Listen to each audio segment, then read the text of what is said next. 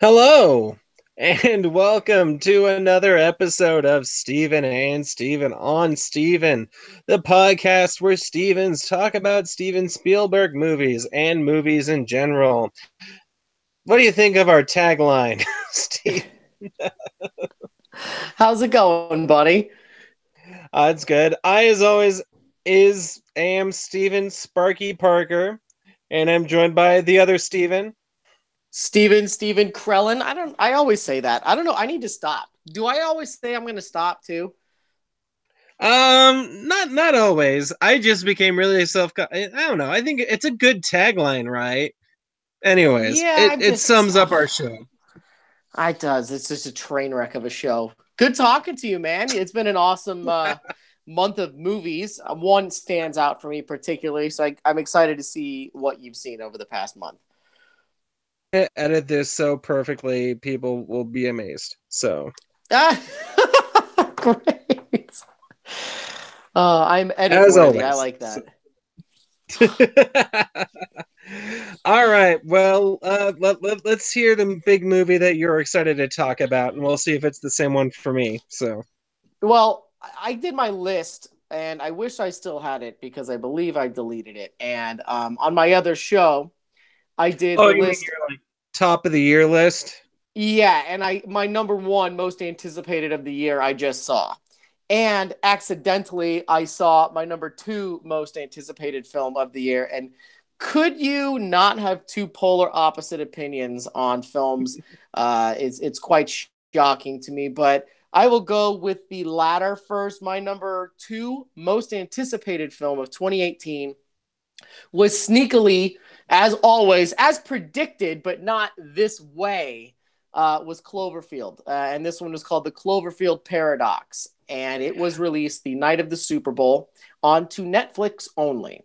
I had to wait 2 days to see it so that we could watch it with my whole family crew because everyone in my family adores the Cloverfield films, and especially 10 Cloverfield Lane, which did win my favorite film of the year it came out. And what a complete and utter turd wrapped in a marketing campaign, surrounded by horrible storytelling, abysmal character development, and one of the most cliche, awful endings that you could come up with in a thing. Talk about a letdown, man. This one broke my heart a little bit.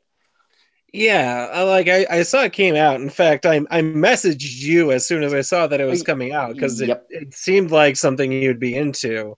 I actually didn't end up watching it because I heard of everything, everybody not being thrilled with it. But maybe it is one of those things that I'd catch by the end of the year because I mean it is disappointing. I mean I never saw the first one actually, but Ten That's Cloverfield insane. Lane was really good. That's insane. You And never saw the first one. This one has more to do with the first one than it does with 10 Cloverfield Lane, and it's actually it's directly related to the first one. And we're still unclear how they relate to the second one, which is why 10 Cloverfield Lane is so great.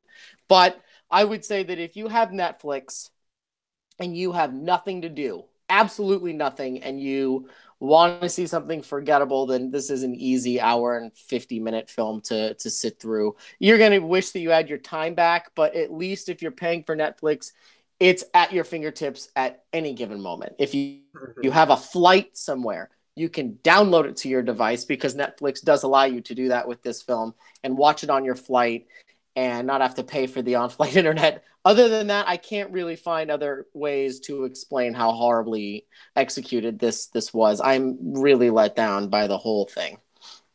That's too bad because it does have a really good cast that I was interested in. You know, you got David Oyelowo and Gugu Mbatha-Raw and Chris O'Dowd. You know, Yeah, yep. but it And sounds like I heard it was very derivative of other sci-fi movies. So as well. der- derivative, except for they forgot one key point is why any of it is happening. I'm not going to give you the whole story, but things don't make sense. Why people are mysteriously killing or getting killed by bizarre ways just doesn't make sense. They don't explain it, and it's just completely awful. And the last 4 seconds of the film are all over the internet. I accidentally saw the last a little bit of the movie on Instagram. Actually, scrolling through, someone just had it there, and so I watched it again, and I was just like, "This is so stupid. It's just so dumb." All right. Well, I'm sorry you were disappointed, but But that's maybe okay. maybe I will. Maybe can I steal your thunder a little bit? Yes, you can, because Because you're not going to be able to steal my number one thunder. So go for it. well, no, I when Paddington 2 came Oh, out, there you go. That is my I number had one. Never not mind. seen Paddington. No, no, no, I'm sorry, but I knew this was going to be your number one, so that's why I asked if I could steal it. Okay. Okay. But I hadn't seen Paddington, and I knew you loved it, and we found it on Netflix, so we watched it, and immediately after it was over, we went straight to the theater and watched Paddington 2, and they are both fantastic. Yes, they truly are. Paddington 2, we saw this. I'm getting the chills just speaking about it right now, which is so lame. But Paddington 2, to this day, it has made no money. And we knew it wasn't, but it has made no money. And it today, after all the critics are done, it has made that enchanting list of films with a 100% Rotten Tomatoes. Not one person that saw this film gave it anything lower than 3 out of 5 stars, giving it a perfectly fresh 100% Rotten Tomato score. Take that for what you will. I went into it and I was moved like I was in the first one.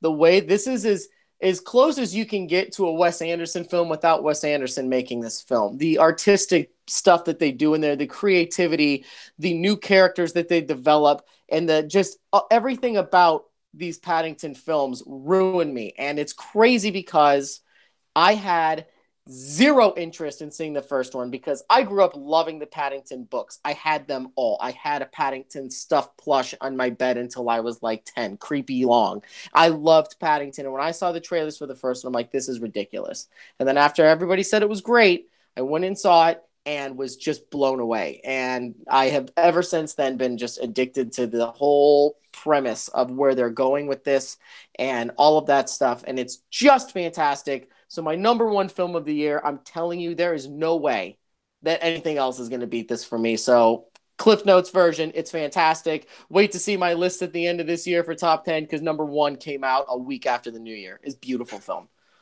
Yes. You say Wes Anderson, I heard someone say this and I agree, the prison scenes in this movie are far more enchanting than the ones in Grand Budapest Hotel. Yeah, yep, I So, would agree with you there. and also Hugh Grant, he doesn't just like phone in the villain for a kids movie. No. He's like really hamming it up in a glorious way, and he's great. He was nominated for a BAFTA for this See, that's role. amazing. I love that. I don't think that people scoff at this for being a kid's film. I think that after the first one came out, it made such an impact on kind of the film world in general that people are just clamoring to be a part of it. They haven't yet said if they're going to make a Paddington 3. I can't fathom them doing it unless everybody was on board. This did not make its budget back, which is just heartbreaking. There are two films that have come out in the past year that I adore, Blade Runner and this, that didn't even come close to scratching the surface of making an impact on the budget. And I think that means it could be the end of the franchise.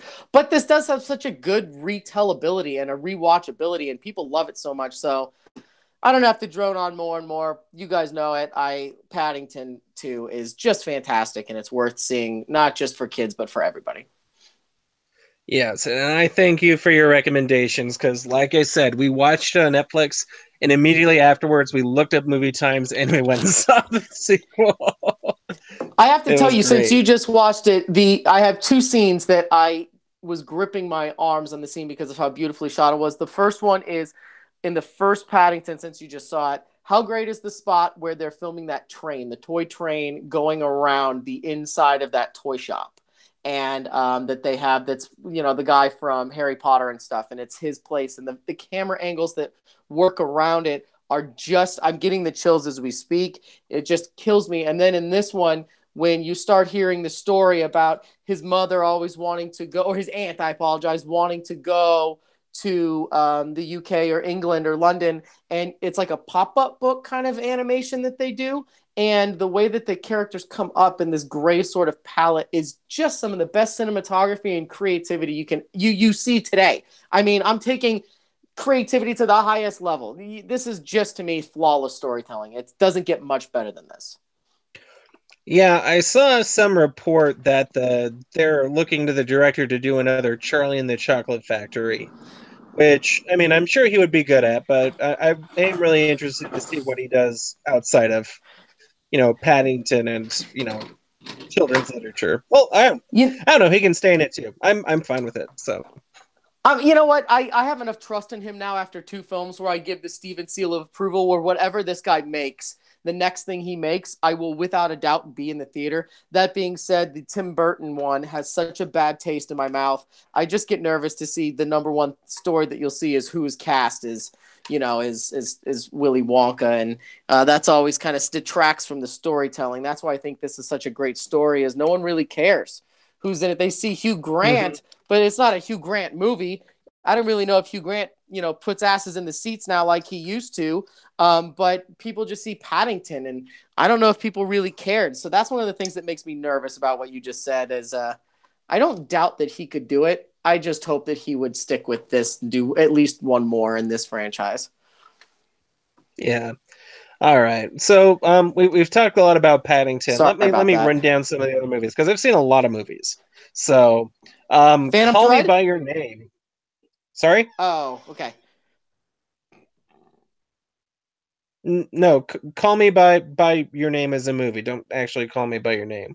So See, that's the funny thing, though, is I can still call you Steven, and I am doing that, and I'm not doing that. You see, but yes. all right, sorry, that was horrible. Keep going. Yeah. So what did you think of This this?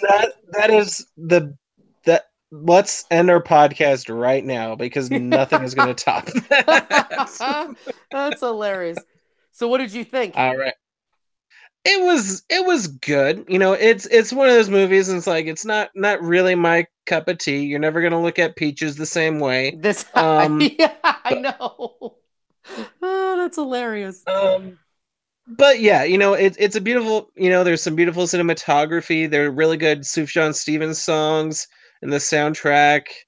Um, and it's an indie romance drama that doesn't quite tickle my sensibilities, but there's a lot of stuff to like here. So Yep. Well, I wasn't really that blown away except for the stuff that you just mentioned, so I won't go on about it. But I have also seen this, and it's great cinematography, and the acting is great. But I love the thing that you just said about the peaches. I'm texting Sarah downstairs saying Parker just Sparky just said the same thing because that's like the funny go to now. But anyway, yeah, go ahead. we're planning our Oscar party, and we're just like, well, for hors d'oeuvres, we got to do something with peaches. So Peaches, and please tell me you're gonna make an omelet. something like that. Like, you mean a mushroom omelet? That's where we're going. I did see Phantom Thread. We did too.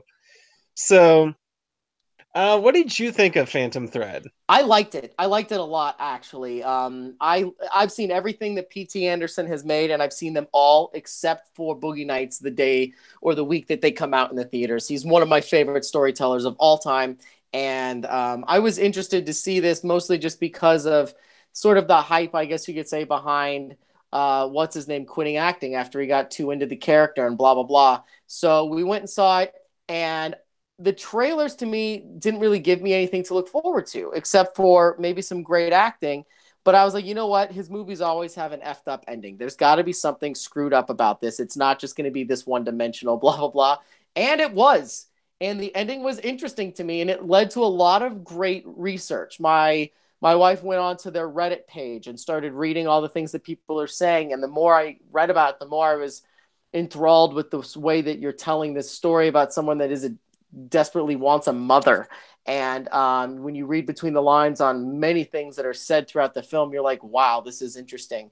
I thought that obviously the clothing and the wardrobe is a shoe in for an Oscar. There's a scene where she's sitting in this red dress with like this cream colored mesh over it. That's one of the best shots I've ever seen. It's just stunning. And he is obviously, what's his name, is just the best. And at no moment do you forget that or think that this is not someone that's really there. So I liked it. I didn't love it. I was mostly just entertained and curious about what was happening. Like, where is this going? Like, I just couldn't wrap my mind around where the story was going, and it ended in a way that I did not see coming, not a mile away. Hmm. It kind of reminded me of Gone Girl, the Mm. relationship between these two. I think Oh Gone my Girl is God. Yeah, it's a bit that's a trashier great and analogy. funner. Yeah. Also, this is the second movie that has used mushrooms in this particular way that I've seen this year. So, Really? the first being The Beguiled. So, Oh my God, you're right. Yeah. mhm. But I take a lot of relate. I don't know. I connect some to some aspects of the relationship. Sometimes me and my wife will just say to, well, mainly I'll say to my wife, "Have you come here to ruin my entire evening? Or Perhaps perhaps my my entire." life. Yep. So yeah, yeah, this in Inherent Vice, I wasn't too keen on, but like Yeah. and the Master and There Will Be Blood are like two of the most incredible things I've seen. So I'm Yep. still Agreed. PTA still gets his thing, and even if it is, you don't really know where it's going, it's still and he's still really good at what he does. He was also the I director of photography for this movie. Yes, So it was. I know, and I saw a crazy sort of behind the scenes picture of him doing all of it at once, which is great. I am not really that big of a fan of the Master outside of the acting. I was really concerned the whole time what was happening. I was really kind of blown away. But I will agree with you on Inherent Vice. That's the one film of his that I laughed the whole movie because it's hilarious, but it made no sense to me. And then everyone said the exact same thing. My personal favorites of his are Magnolia, Boogie Nights, and Punch Drunk Love. Now, obviously, you just said There Will Be Blood, which is hard to beat that. It's really hard to beat that, but that's why this P.T. Anderson, which is now just Paul Thomas Anderson, is what he goes by. He everything he does is just so interesting and so different.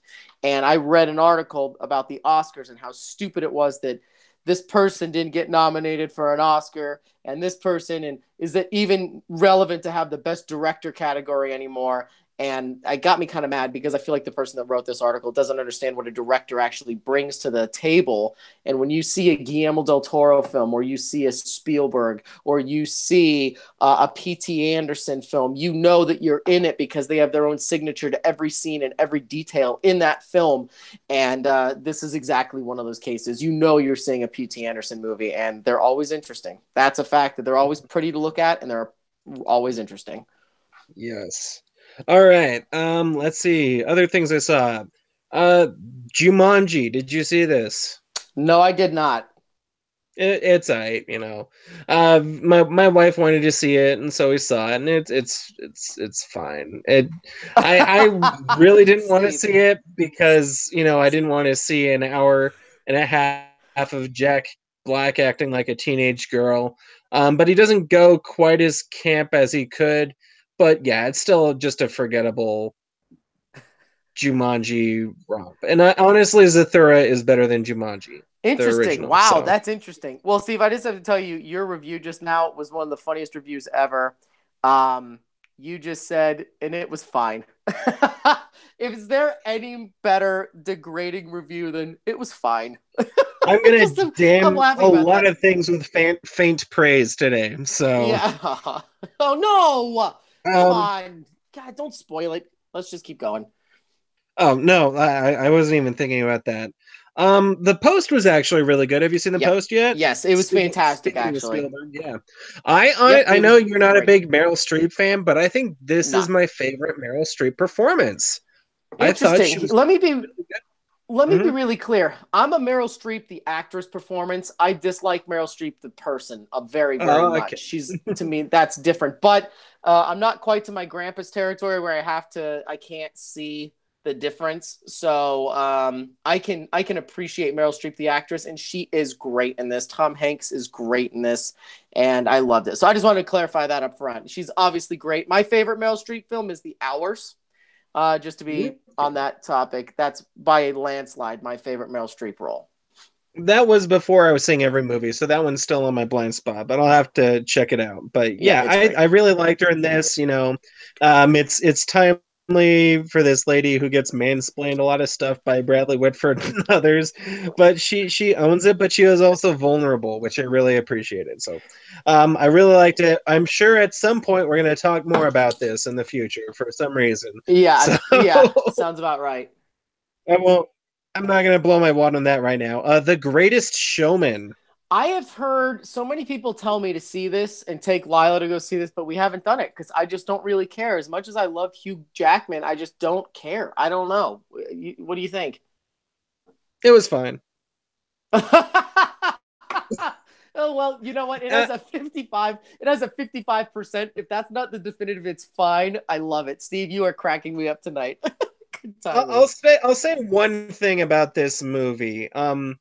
It nearly lost me at the start because there's this one song that these children are singing, and they have like three reprises of this song in like 5 minutes. And I was like, get this.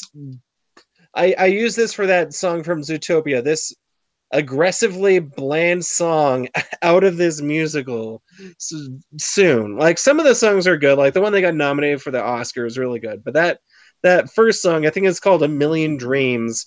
It's just the worst song I've heard.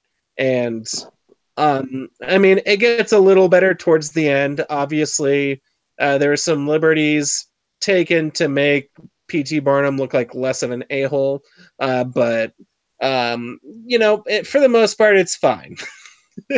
Yeah. um, I went and saw All the Money in the World because I just was curious to see how seamless it would look to Yeah. after photoshopping out Kevin Spacey. And they did a pretty good job. Obviously there was some controversy over Mark Wahlberg's on the whole thing and stuff like that. But Christopher Plummer did a good job, and it's a fine movie. It's not great by any means, but Christopher Plummer is great. And my favorite GIF is him in The Sound of Music ripping up that Nazi flag. So good for Christopher Plummer. So Okay. all right. Oh geez. I caught up with a few VOD movies while I was sick. I saw A Ghost Story, the David Oh, I Lowery watched film. that too. Oh, that's You so saw it? random. I forgot that I watched that because it was so quote unquote below fine for me that I forgot that I watched it. Okay, you were not into it. No, I was so incredibly bored by there's over the top artsy, uniquey stuff, and I love arty films. Don't get me wrong, but when the whole thing Hmm. is like this, I was just so incredibly bored. Like, all right, I get the shtick, I get it enough. Like, I just was not impressed. So after reading the trivia, the only thing I found interesting about it was watching her eat that pie. Like, that was the only thing that I thought was really interesting. I'm like, wow, that would probably be pretty tough. Other than that, I just didn't care. It was so boring to me. I hated it. I kind of liked it. I liked the music. I liked that it doesn't spell everything out for us there. I can also Okay. see some people. I completely understand people getting irritated by it, like having an entire scene of her eating a pie, and maybe the ghost thing. But my wife doesn't care much for Casey Affleck, and maybe I just find him more appealing under a sheet. So maybe. I think Casey Affleck is a fantastic actor. So that's why I was originally like, you know what? I like him and I like what's her name, whose name is escaping me right now. Rooney But Mara. Rooney Mara, yeah. And I was like, you know what? I really enjoy both of these people. So I finally it's on Amazon for Prime and I just watched it and I was so completely bored. Hmm. Well, I know my wife doesn't like him for some of his past behavior things. So, one that I did see that I think. Oh, I also saw this movie called Killing Gunther, which was also on Prime. It's like a mockumentary made by former SNL star Taran Killam, which also features Arnold Schwarzenegger, and it's like a mockumentary about these hitmen trying to kill this more famous hitman. So it was mildly amusing. So. Huh. Well, Molly's Game. Did you see uh Molly's Game? No, and I actually really want to. Jessica Chastain is on my top 5 favorite actresses of all times list. Um, I didn't really know the story of what was going on, and then once I read into it, I am enthralled by it, and I cannot wait to see it when it's on the some sort of a service for me to watch because I didn't know that it was about real people, and more importantly, I didn't know that one of the most despicable characters in the film is based off of real life. One of my least favorite actors of all time, Topher Grace, who's the one that played Spider Man, Tobey Maguire. Tobey Maguire, and I was just like, I love this. I love that he's such a tool in real life because I despise this guy and I hate seeing him in movies. So when I started reading about that and about how this person is probably this person in real life, but they don't say it, I'm in totally engulfed, and I'm just mad that it was only in the theaters here for like 2 weeks. Specifically, I think he's an amalgamation of a lot of different celebrities who are in that scenario, including like Ben Affleck and Leo DiCaprio and Yep. others. So, but yeah, I know who you're talking about. But yeah, it's I mean, the main draw for me was Aaron Sorkin because I really liked the Social Yeah. Network, and this is his debut as a director. And it's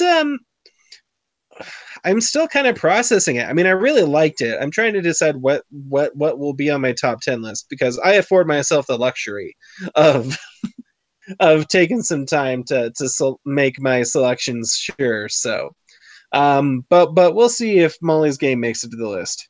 Okay. Um, but then real quick, did you have any others that you wanted to talk about? No, I pretty much you've gone over. Even forgot a few that were on there, but that's about it for me. All right, because I went to the Sundance Film Festival, so Oh, because you that's did. right in town. So I Yeah. saw a few films from there. And one of them is available for you guys to watch right now, and it's a futile and stupid gesture, and it's available on Netflix. It was released on there at the same time. It's from director David Wayne. He did like Wet Hot American Summer and I know this movie. uh, This has got what's his name in it. yeah, it's got Will Forte as Will Doug Kenny. Forte He's and one of the founders. and it's got Domo Gleason too, right?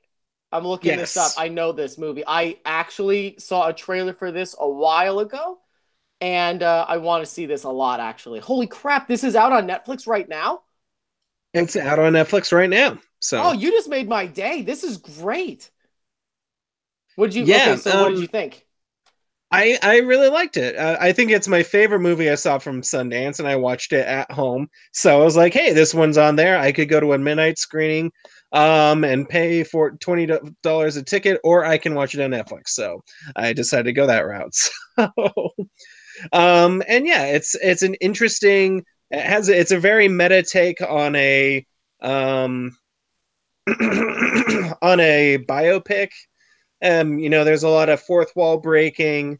They have like Martin Mull playing an older version of the character narrating the thing, and he has some pretty great asides. Most of the actors they have playing celebrities don't always look exactly like them, but they also acknowledge that. So there's one scene where the older version of the character is like, do you think I did you think I looked like Will Forte when I was 27? Do you think Will Forte is 27? So, and I like the poster. It's like there was a National Lampoon's cover that said buy this magazine or we'll kill this puppy. And they've got the poster for the movie is buy this movie or we'll kill Will Kill Forte. Forte. So Yeah, that's hilarious. all right. The first movie we saw at Sundance is actually an anime film. It's called Lou Over the Wall. Oh I'm my, not sure when. yeah, yes. A lot of people are talking about this. Yeah, it's adorable and cute. It's about this town by a sea who's scared of mermaids, but then there's this loner kid who joins a band, and then there's a mermaid who likes to sing and dance and is adorable. I'm not sure when this will be out, but it's getting released by GKIDS, so it'll be available in some format at some point. Okay. And then I saw what is probably, well, it is my least favorite movie of the year so far. And have you heard of Assassination Nation? No. All right. I was kind of intrigued by this thing. It's like the premise is it's this town,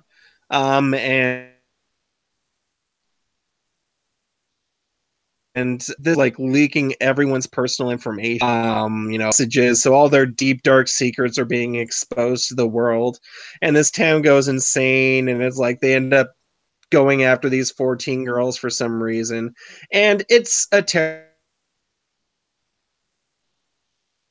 movie. You can tell is it's trying to go for like artistic and say something deep about and hypocrisy, but it's messily put together. Maybe they'll do another edit on it. I already like Tears, but yeah, it's messy. None of the characters are likable at all, and yeah, it's got a conflicting message, and it's just not fun to watch. So, Oh, brutal. Okay. oh, one other movie I did see, Mom and Dad with Nicolas Nope. Cage and Selma No, I Blair. didn't see that.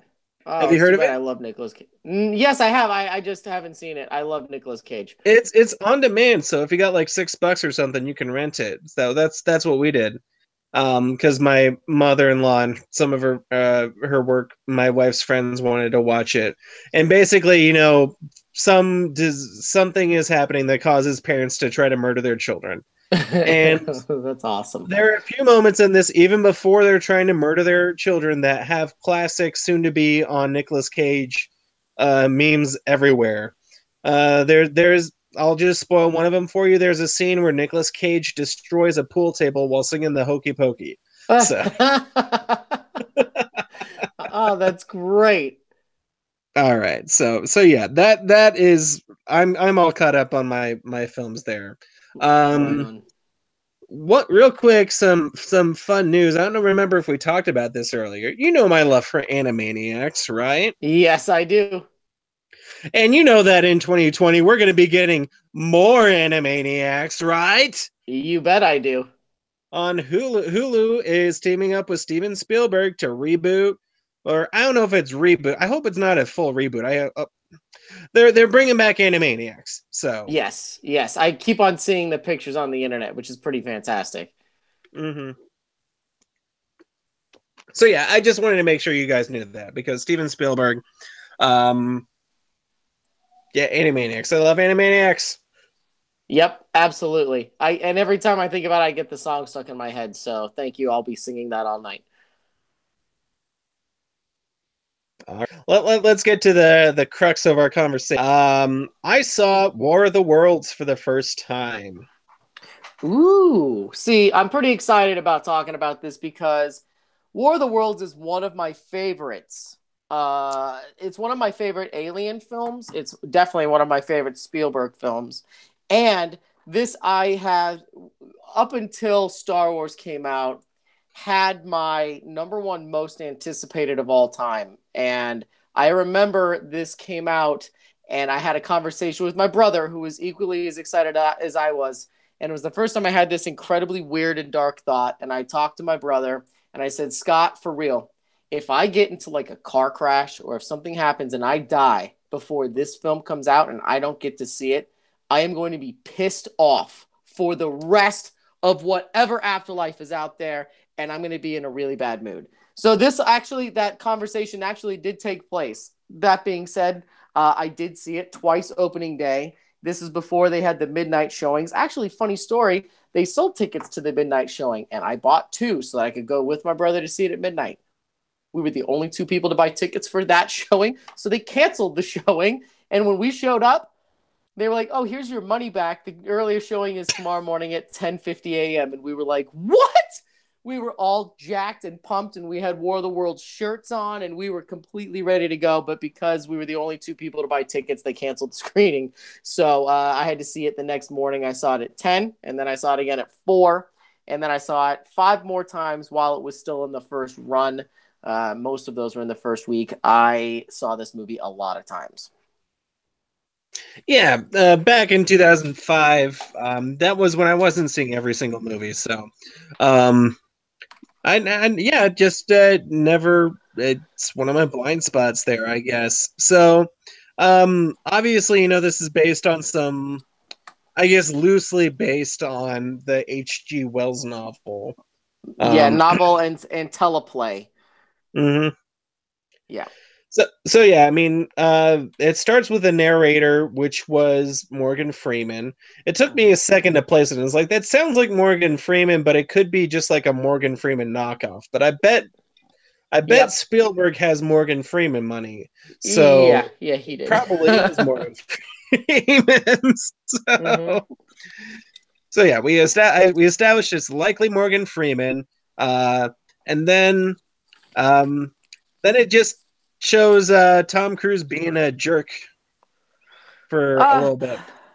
okay. Well, no, We not really, but okay. I was gonna say we could have differing opinions on this, but not yeah. this is Jerk isn't the right term, but he's kind of a selfish stepdad. And again, I almost made my trivia off of this topic, Spielberg. And after seeing the documentary that we watched a few months ago, you forget how many films Spielberg has that has to do with separated or divorced parents because of his own and his fear of that happening. And this is one of those ones. But it's got a great cast. It has Dakota Fanning when she was in her absolute prime. Obviously, Tom Cruise, not the first time these two have collaborated or worked or known each other, and not his first time in the alien world at all. Tom Cruise. Tim Robbins is in this film, and it pretty much stars Tom Cruise and his two kids, and Dakota Fanning, and then I cannot for the life of me think of who the son is. He's Justin Chatwin. okay because he's in other things too now, and I've seen him around. I can't place where I know him from. I know that the lady from The Office, Amy Ryan, she's in it for 4 seconds. And watching it back like 2 weeks ago, I was like, oh my God, that's what's her name from The Office. That's great. But Hmm. I only got for it. like 2 seconds. I was looking up Wikipedia, and it says that Channing Tatum has a cameo or is uncredited in this movie. Wow, I do not recognize the Channing Tatum. Now, there are multiple sections with soldiers and, that kind of thing. So he could have been one of these people. It I says would he's boy in church, so boy in church. Well, there is but a it's so let's Wikipedia, so okay. I'm looking right here on IMDb, and he is not showing up. So I don't know. It could have been a deleted scene. I will tell you, there is segueing right into it. There is a great scene at the beginning. This actually had, and I'm not the one that made this up. I saw this on an article after the film came out. It has arguably one of the best, I believe, opening 30 minutes of a movie that I've seen in a while. It's just completely entertaining, and it leads into just this terrifying, just this invasion. So if you guys don't know, War of the Worlds is an alien invasion film, and what happens is the aliens are here before we are, is kind of the point. And they were here before us, and they were underground, and then they come out of the ground in these giant tripod crafts that make this amazing sound, which was my ringtone on my phone for at least 8 years. No joke, at least 8 years. That was my ringtone. I used to have it. I tried to find it today to see if I could do it, but I've had so many new phones and different carriers. I don't have it anymore, sadly. But Tom Cruise is the father of these two, his two kids. One of them is a teenage boy, and the other one is his, 12, 13-year-old daughter. And they're staying with him for the weekend while their mom, his ex-wife, goes to Boston with her new husband. And she is in delicate condition. She is pregnant. And so they leave, and a lightning storm happens. And there is this amazing scene of lightning and power outages, and everything stops. It's like an EMP that takes over everything, and nothing electrical works. And the ground starts cracking and shifting.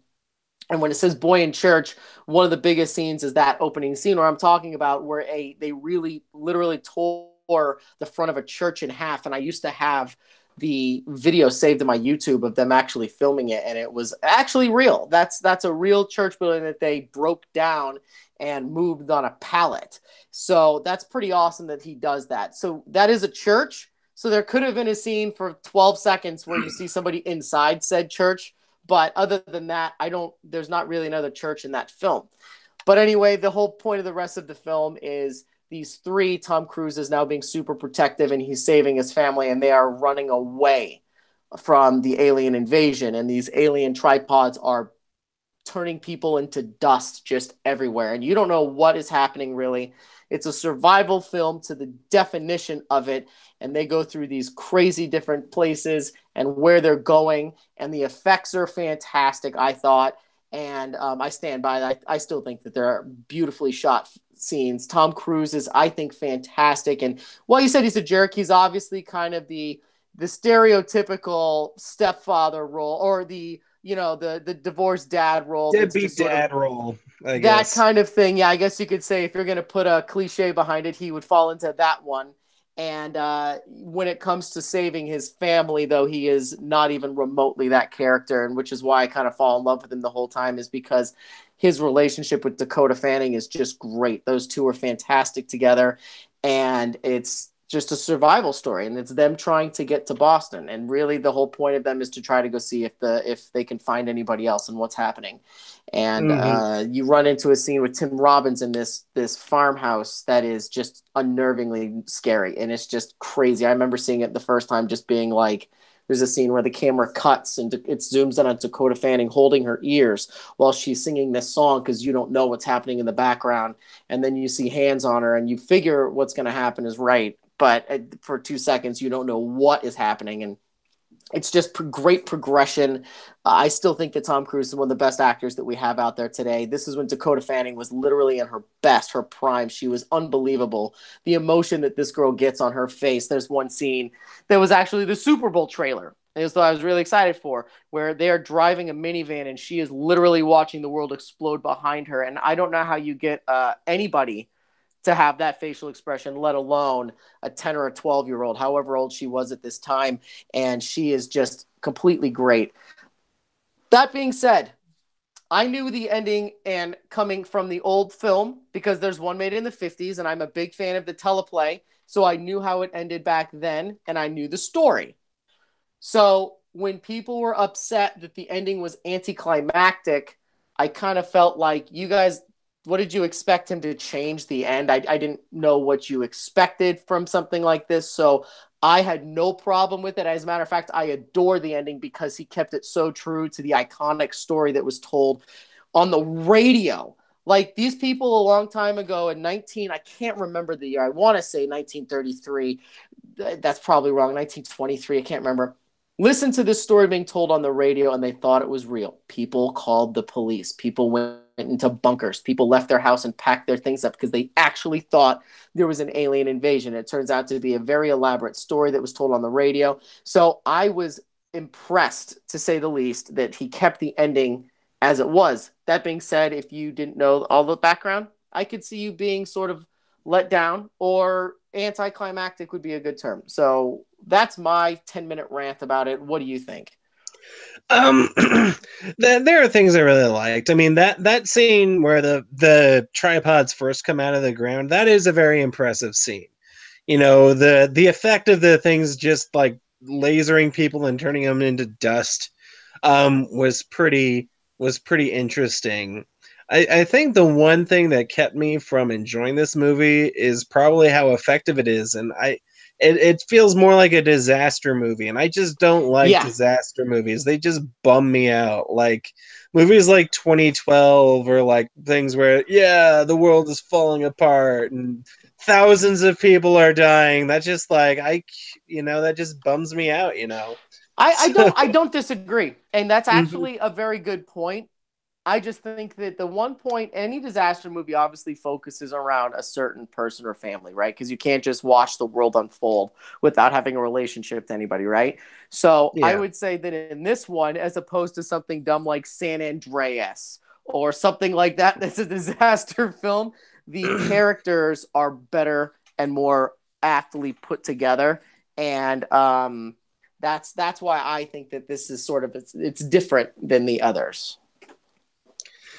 Yeah, there were a few scenes that struck me as other things. Like there's the scene where his boss is begging him to stay because he starts spilling exposition. And is like, please, no one else can stack these as perfectly as you, because you're Tom Cruise, And that struck me as funny. The Okay. scene where the first scene we see Dakota Fanning and her brothers doing her "you're in your safe place" thing, and then there's the Oh scene yeah, where Tom, her claustrophobic fear. Yeah. yeah, and then there's the scene where Tom Cruise is trying it later. It reminded me of that scene from Liar Liar when Carrie Elways tries to do the claw The thing that claw. Jim Carrey does. Hold on a Oh second, no, it's the Steve. claw. Steve, you are cracking me up today. This is the second funny thing I can think of that I'm going to laugh about once the show is over. Did you just associate Liar Liar with the claw to this? Because I've seen this a million times. I've never thought about that. It's such a stupid thing to think of, but it's not far off. No, it's that thing where the dad Oh, is that's trying to do the thing hilarious. that the other dad does and is just terrible at it. So I Oh, felt that's bad for funny. Carrie Elwes in Liar Liar. They shrugged him off, but he was a good guy. So Yeah. shout out to the Baxters. So yeah, I think my favorite scene outside of that is the one where he runs into the news crew talk and they're like scrounging for supplies in the airplane, trying to figure out what Yeah. happened to it. Yep. Yeah. And it just ends like that. One quote I did find while I was looking at it is like Spielberg is like, "I'm excited to do it, but it's my first movie about aliens that has no love and no communication with the aliens." You know, That's a good point. That is actually and that's a like really great point. I'm familiar with the story. I mean, you probably know this, but at the end, the grandparents are the stars of the '50s version of the film. Yes. So Yes. uh-huh. So yeah, this movie was fine. I think the main thing that kept me from enjoying it is, it was effective and it just bummed me out. So Okay. that's what I have to say about this. You I know, respect it, but it's not my cup of tea. I completely actually I respect the hell out of that opinion because you're not wrong. I loved it because almost of exactly what you're saying. It made me love it. With something with an ending as borderline as anticlimactic as that is, for me to still come out and love it, still feeling kind of bummed out, I think that speaks volumes to the person telling the story. And actually, not even really just that, because the story's already been told, is just in general the person that wrote it. So not just Spielberg, but Wells and all of that stuff. So it's great. And I don't think you're wrong. I really think that this is an underrated film, mostly just because of the cinematography that's involved in it and the difficulty it was to get a lot of these locations to look good. And I completely adore this film and I highly, highly recommend it. But then again, I was asking Steve earlier about it because he always wants to know what we're doing next. And I told him we were recording because I'm doing a mouse cast with him in 45 minutes when we're done. And he was asking which movie, and he remembers saying that he didn't really enjoy it that much. And he remembers being kind of let down, which is kind of, I guess you could say, the overall theme and the reception of it was okay. It wasn't fantastic. So to give you the score, it has a 74% on Rotten Tomatoes. Yet this is the staggering factor is it only has a 42% audience rating. That's a big difference. That's a huge Yeah. difference. So it speaks to what you're saying and what Steve says. I mean, you guys are not far off. I just had a different opinion. The hype behind it to me was one of the very few times where I was that excited and it lived up to the hype. Like, I mean, the level of excitement that I had for this was unprecedented. And walking out of that theater, I was just like, I cannot wait to walk right back in and see it again. So I have a slightly different opinion on it than you, but not in a bad way. I don't disagree. You're not alone. A lot of people do. Also, reading through this is I read a bunch of different things about this on the trivia today. I had read them before, but I wanted to read a couple of things for you here because we kind of do that here. This is actually a really cool scene. There's a great scene on a ferry boat. And if you look it up on IMDb, this is the very first trivia that pops up. And this is on the Blu-ray special features. But the ferry boat capsizes because a giant tripod comes from underwater, and it's amazing. It says here that during the filming of that scene, director Steven Spielberg played a prank on Tom Cruise and Dakota Fanning by playing the soundtrack from Jaws through massive underwater speakers on the soundstage. It's so funny to me that you can make a film as dark and bleak as this and still find a way to keep everybody going. And I thought that was great. During the filming, the whole crew went to go to a Dairy Queen. And Tom Cruise saw a jar on the counter with a photo of Ashley Flint and her story. And Tom Cruise put $5,000 in that jar. Steve is going to hear this and he's going to roll his eyes at me because for the past 6 months, Tom Cruise has been in the news, and I've been talking about him a lot, and I still think he's one of the most fascinating people that we have out there today, and just a nice, fantastic person. I just thought that was really cool. They had a lot of National Guard come in to actually film bit parts in this as extras.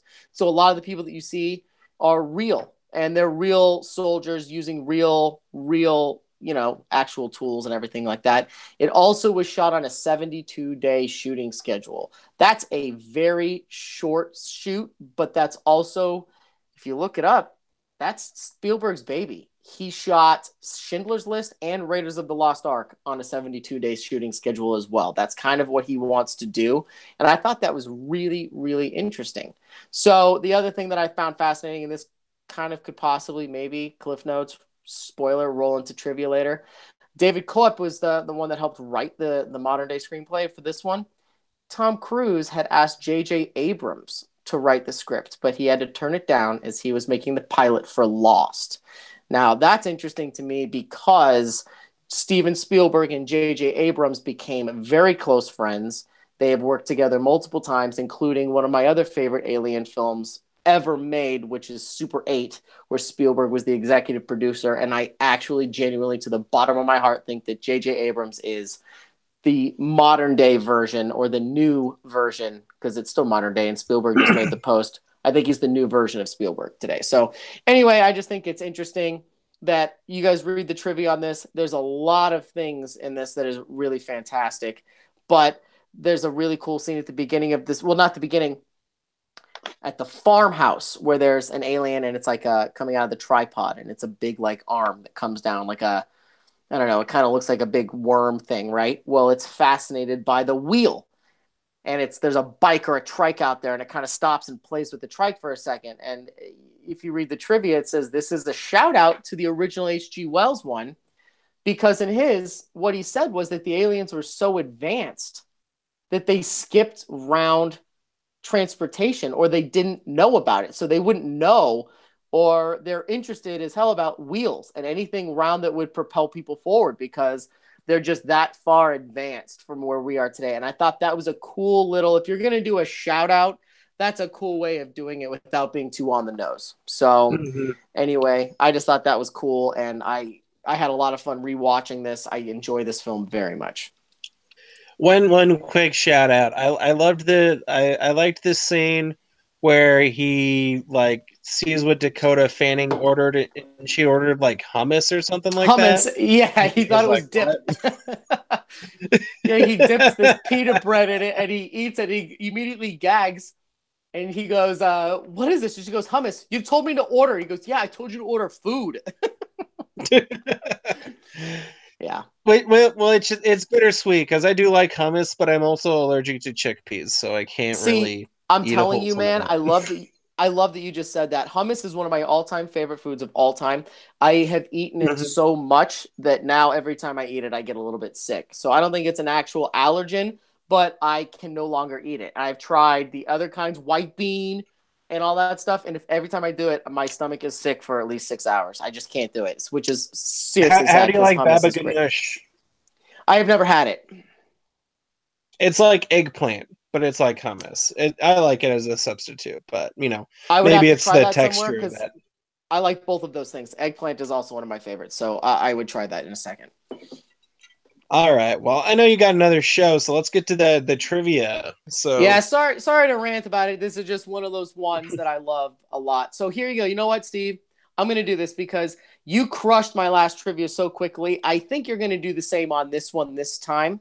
But one of them is more personal and one of them is more Spielberg related. They both have between 10 and 11 films on here.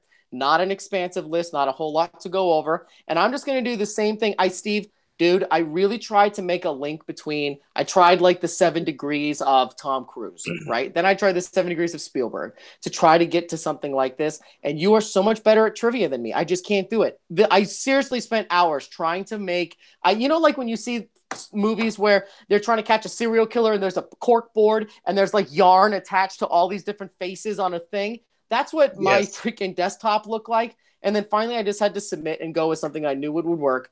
And I have 2 different topics for trivia tonight, and I'm going to do them both, okay? We're going to go through them quickly because I know that's not going to take very long. Okay, so the first one, they both have to do with aliens. So my daughter is in the room right now. She has seen almost all of these things. A lot of them are some of her favorite films. Don't shout out if you hear the answer, or if you know the answer, but I want to go through this because I had a good time doing this list. First one is Steven Spielberg alien projects.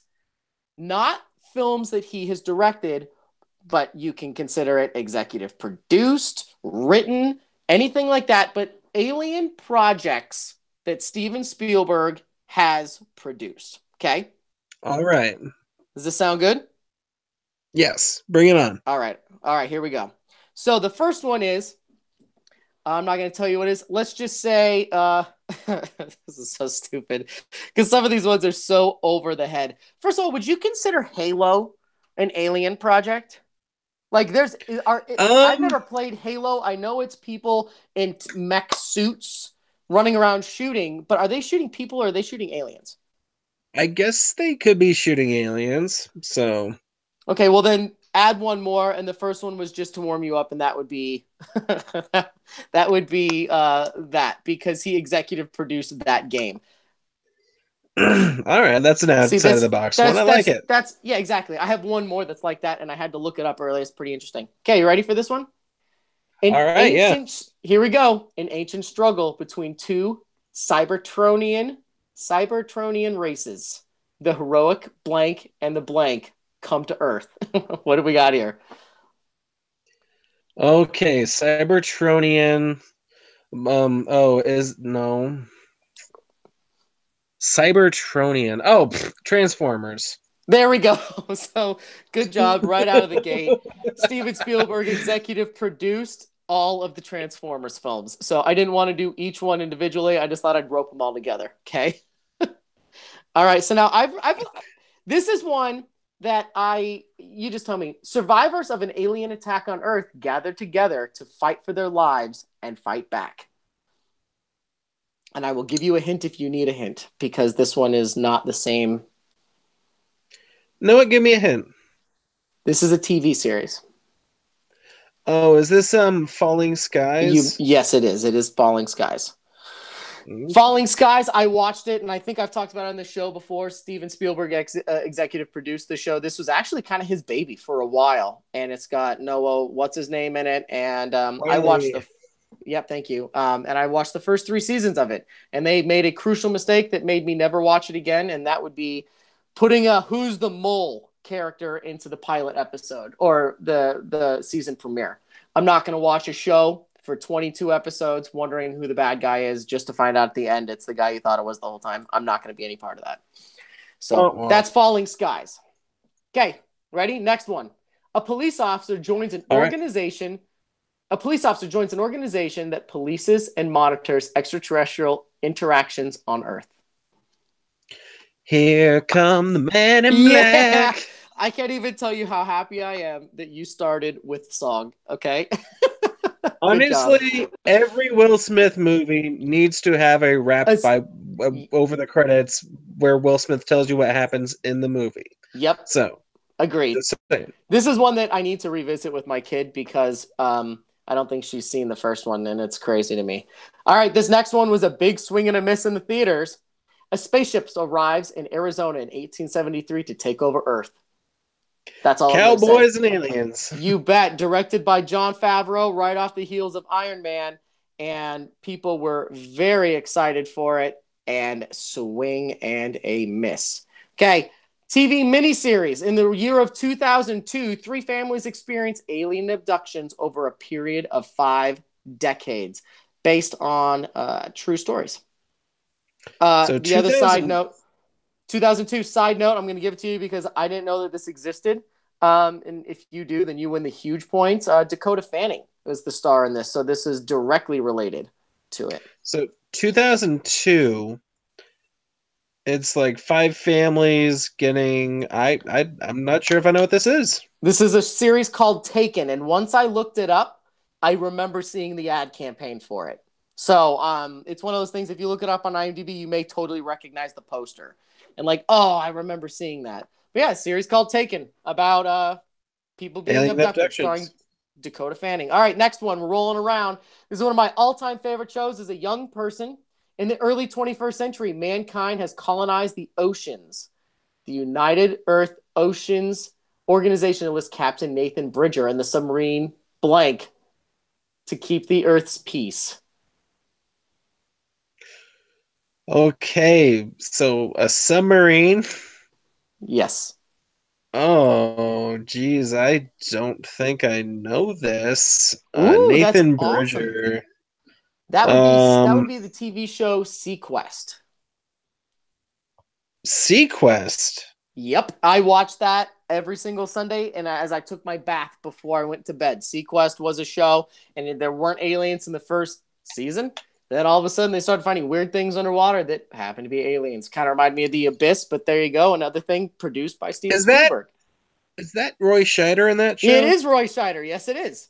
Okay, There you yeah. go. All right, next one. Throwback to something I mentioned earlier in the show. During the summer of 1979, a group of friends witnessed a train crash, and that's all I'm going to say. Super 8. There you go. All right. Here's one I'm very excited to bring up to you. 1987. Apartment block tenants seek the aid of alien mechanical life forms to save their building from demolition.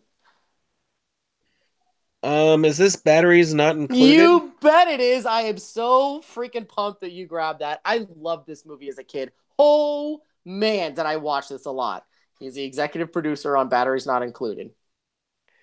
All I have right. not seen it. Oh my, stop what you're doing and see this. It's just great. Oh, it's awesome. All right, here you go. 2011 film.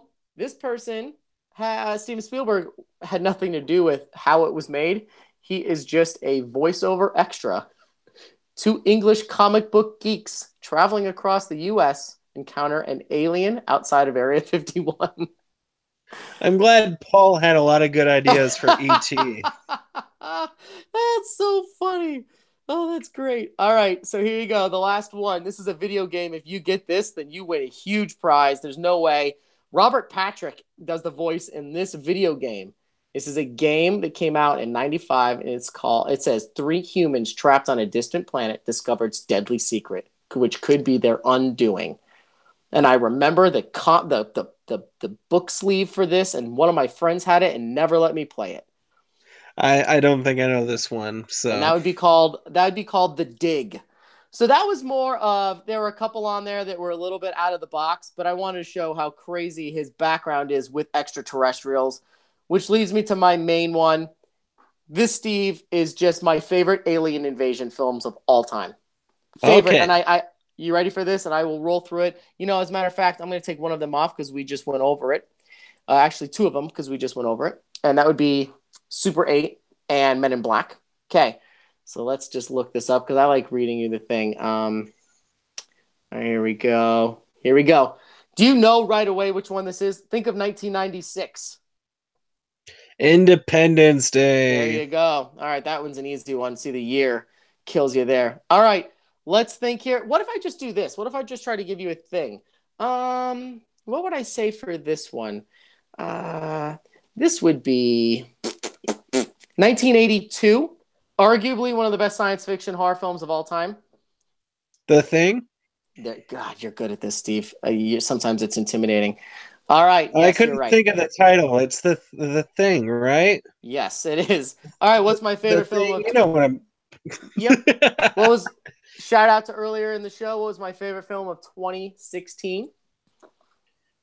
Oh, 10 Cloverfield Lane. Bam. All right. So here I have two that I want you to do on your own, like you're doing now. Give me two Tom Cruise alien invasion films. All right, two Tom Cruise. Would one of them be War of the Worlds? Or are you thinking outside N- of this one? nope. That would make it three. I took that out because I hate Okay. it when we do the same ones we just saw. We were talking about. I figured you would do that. So, two Tom Cruise alien invasion movies. I'm going to say one is Edge of Tomorrow You bet. or Live, Die, Absolutely right Repeat. on. Yep. Is the other one Live, Die, Repeat? No, I'm just kidding. same So, film, different name.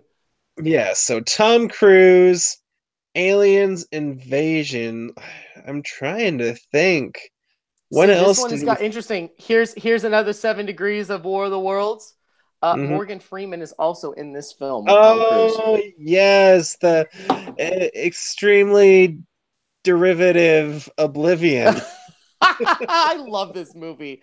I thought it was great, but yes, I I could see liked that it opinion. too, but like every scene is like, oh, this is from this, and it's like, oh, this is ripping off this movie, and then oh, this is ripping off this movie. So Sadly, in a few years, that's going to be everything. By the way, but all right, yes, yep. All right, here we go. Moon was better. 1990. Oh yeah, definitely. 1998. Students suspect that their teachers are aliens after bizarre occurrences. Oh, something's up with the faculty. Nicely done. You are freaking great, dude. All right, got it.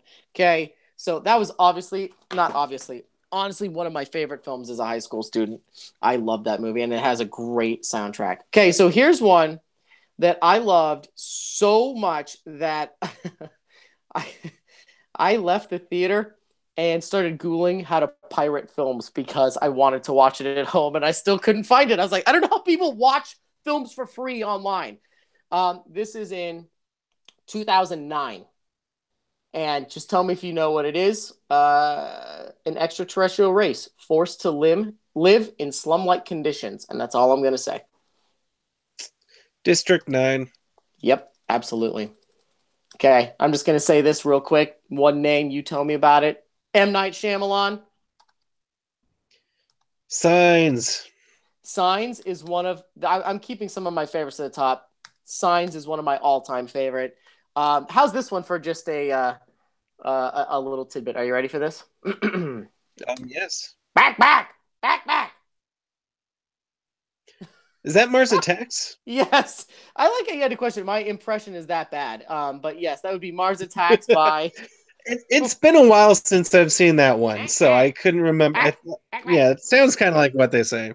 Yep. And this is a one that I had seen 2011. I saw this and discounted it immediately because I could not understand what these people were saying. And I didn't really care to.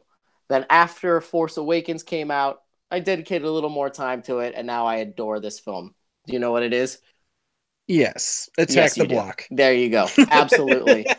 So those are a handful of my favorite alien invasion films. Not alien films, because if you notice, all of these ones had to do with aliens coming to us. This wasn't us going there. So there's a big difference here. I love alien films in general, and I think we have a really interesting one coming out here this weekend called not Oblivion, Annihilation, starring what's her name, Natalie Portman, and it's written and directed by the person that did Ex Machina. So I'm very excited about that. But I am a sucker for alien films, which is why I was really excited to do this list. So thanks for letting me do 20 trivia questions for you. And sorry they weren't more original, but honestly, I just couldn't think of anything. So what are you going to do? I did two instead. I think it was fun. It tickled my brain. I'll get you next week. I'll do what I was planning to do for this. So What's so we just talked about this. What's our next one? um actually I was gonna say let's do Munich, but let's not do two depressing movies. I've never seen Batteries Not Included. Should I check that out for next month? It's executive produced by the king himself, and I have not shown my kid this film, and I guarantee my wife hasn't seen it. It is one of my favorites, one of my most watched films. When I was a kid, I watched this and Roger Rabbit and Jurassic Park all the time. Like those three films over and over and over, over and over and over. So I would love to do this next. All right, next month we're gonna do We need to do Roger Rabbit sometime because I know that's one of your favorite movies of all time. So if you just want, we'll while you're doing the show, I can just do the whole thing by memory if you would like me to do it. Because I can't, but that's okay. Tune in for that in the future, guys. But next month we are going to do Batteries Not Included. For plugs, on my other show, me and my wife do the stuff that dreams are made of. This last month we did 12 Angry Men and Bringing Up Baby. So, and then this next month we're going to be doing Oliver Stone's Platoon, and then the Marx Brothers A Night at the Opera. So, Interesting. Okay. A Night at the Opera is one of my favorites. I love that one. Sweet. See, I need some recommendations like this because that's a one I would definitely go check out. My plugs, as everyone knows, this is pretty much one of the only shows that I do. The other one is kind of interesting, actually. It is kind of blowing up on YouTube right now. It is the most watched show on Res TV. So if you guys have, if you have YouTube, am I kidding? Did I just actually say if you have YouTube? Everyone has YouTube. Where do I get YouTube? Shut up, man. As soon as I said that, I realized how dumb it was. I almost asked you to edit it out, but here I am. I'm going to make a joke out of it. Go on YouTube and look up Rezd TV, REZD TV. Rezd TV. It's a network for video game stuff, pretty much. And then they've been friends of ours for a while, so they invited Steve-O and I to come over there full time and do our 2 shows that we do. It's actually more like 4, but one of them is Mousecast, which I'm recording tonight, which covers everything Disney related. We're going to go over the new Incredibles trailer that was just brought out last night during the Olympics. We go over park news, and tonight we're actually doing a bracket on the best Disney park snacks, which is crazy because I'm just going to be horribly hungry at the end of the show because I love it. The other shows we do is one called The Newsroom, where every other week we just go over the top media-related news stuff. And then we do one called Teased, where we only go over movie trailers, and that's all we do. And it's a very visually friendly show. We show the trailer underneath us, we pause it at cool parts, and we give our stupid opinions about it. But over the past month and a half, our shows have kind of skyrocketed in views, and now we're getting a lot of people. As a matter of fact, we're doing the list tonight, and Steve had a ton of people submit snacks for submissions for the bracket. So obviously we're doing something right. So I encourage you guys to go over there and check it out. Steve, you've been in the show chat room a couple of times for this, actually. You always show up and I don't know it's you right away. And I'm like, who is this guy? So it always cracks me up to see you in there. So thanks for joining. But yeah, go check us out. I usually try to drop some sort of hint so you know that it's me. This is the whole thing, is you definitely do that. And after 4 things, I'm like, it's Steve. There we go. Yeah, so anyway. That will probably already be out by the time you're listening to this because I've got to meticulously edit. Something I've been doing lately. I don't know if you listen to this show, Steve C, but I get Morgan Freeman to do your lines. So you hire Morgan Freeman to voice over all my stuff? Yeah, there's a lot of post-production that goes into this. So God, that's got to be weird, especially because I brought him up a lot of times tonight. So it's going to be weird to hear him talk about himself in third person. Yeah, it always goes Morgan Freeman. No, that was with a terrible. question mark. He does it a lot better than me. So one thing to plug, I'm really excited for. Later this month on Netflix, the film Ute is coming out, and that's the latest film from Duncan Jones. And I told you already how much. Yes. So. Yes. The only thing that bums me out is I'll probably never get to see it in a theater, but I'm excited that we're getting it at all. Yep. So. Yeah, and I can't tell if these ones are going direct to Netflix because of my horrible opinion of Cloverfield Paradox. If that's a bad reflection on the film itself, because I don't know. But here you go, Mute. I saw the trailer for it the day it came out. The poster for it, not the one that you see on IMDb, but an artist poster that looks very noir, is fantastic. It stars Alexander Skarsgård, and he's a mute bartender. Paul Rudd is in it. Justin Theroux is in it.